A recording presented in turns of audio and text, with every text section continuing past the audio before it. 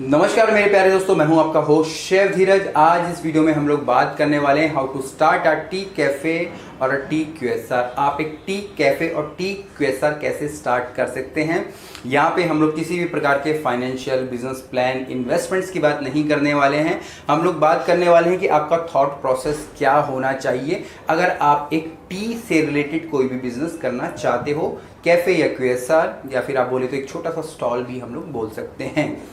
अब यहाँ पे अगर हम लोग चाय की बात करें, वो हिंदुस्तान में सबसे ज़्यादा पीने वाला पेय पदार्थ है। आप चाहे कश्मीर से कन्याकुमारी तक चले जाइए, हर कोई बंदा चाय ज़रूर पीता है। अगर इंडिया के अलग अलग स्टेट्स की बात करेंगे तो हर स्टेट्स की कुछ एक स्पेशल चाय भी होती है जो कि बड़ी फेमस है। और इंडिया में इस चाय के कॉन्सेप्ट को कैप्चर करने के लिए, एक बिजनेस की तरह पे इसको डेवलप करने के लिए कई सारी कंपनीज भी काम कर रही हैं। चाहे आप चाय उसका नाम ले लीजिए, चाय सुट्टा वाला लीजिए, ठीक है जी, MBA चाय वाला ले लीजिए, या अगर हम लोग इसको विदेशी तर्ज पे लेके जाएँ तो स्टारबक्स हो गया, CCD हो गया, क्योंकि उनकी चाय, उनकी कॉफ़ी और हमारी चाय सेम हो जाती है। तो उसी प्रकार से अगर आप भी एक चाय का क्यूएसआर या कैफ़े खोलना चाहते हैं तो आपका क्या थॉट प्रोसेस होना चाहिए। सबसे पहले अगर आप एक बिज़नेस को सफल बनाना चाहते हैं तो ये इसका फॉर्मूला है। प्रॉब्लम सोल्यूशन आपको देनी है अपने लोकल एरिया में, और टी के साथ आपको देना है एक्सपीरियंस। क्योंकि अगर आप बात करते हैं हम एक लोकल प्रॉब्लम की, क्योंकि चाय एक ऐसी चीज़ है जिसको कि आप ग्लोबली दूसरे स्टेट में, तो तब आप उसको एक्सपेंड कर पाओगे जब आप जहाँ पे हो या जहाँ पे आप अपना स्टार्टअप करना चाहते हो वहाँ की प्रॉब्लम को आप सॉल्व कर पाएँ। तो सबसे पहले यही आपको समझना होगा। आपको अपनी चाय बिजनेस के साथ, चाय के कैफ़े या क्यूएसआर के साथ आपको उनको चाय देनी है, साथ में उनको आपको एक्सपीरियंस भी सर्व करना है। एक्सपीरियंस यहाँ पे आता है हमारे एम्बियंस से, हम बोल सकते हैं क्या हम उनको वैल्यू प्रोवाइड कर रहे हैं, चाहे उनके पैसों के मामले में हो जाए, उनको हम लोग सस्ती चाय प्रोवाइड कर डाल रहे हैं, उनको एक अच्छा इन्वायरमेंट दे पा रहे हैं, ठीक है जी।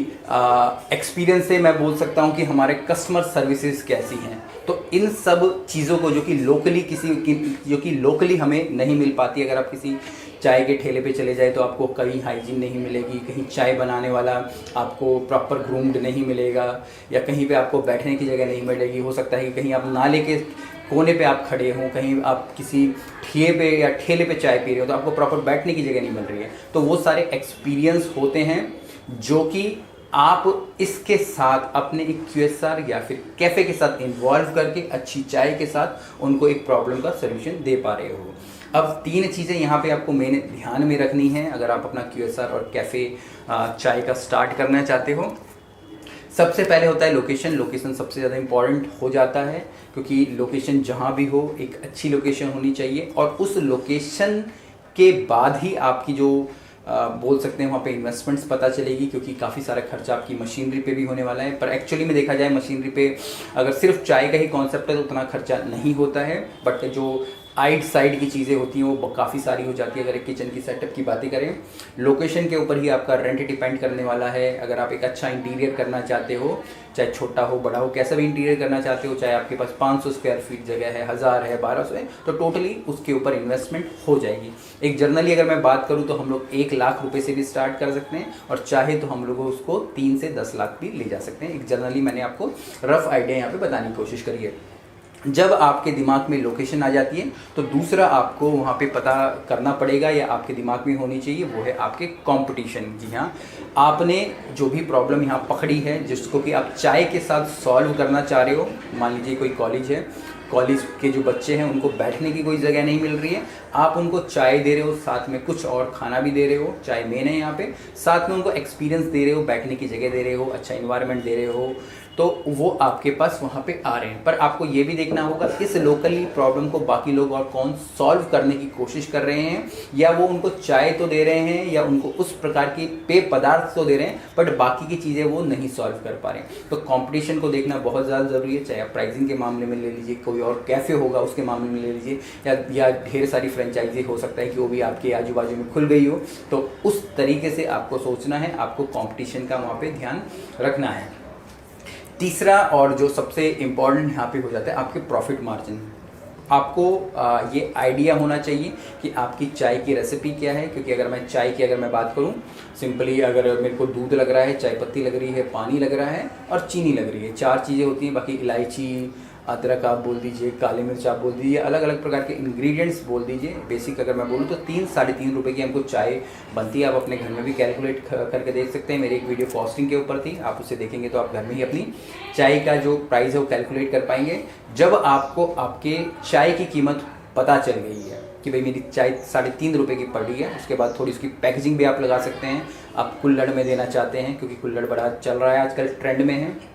आप चाहें तो नॉर्मल जो कॉफ़ी मग्स में देना चाहते हैं, जिसमें भी आप देना चाहें, तो आपको देखना होगा कि एग्जैक्ट आपको कितनी पैसे बच रहे हैं, क्योंकि वो सबसे ज़्यादा इंपॉर्टेंट है।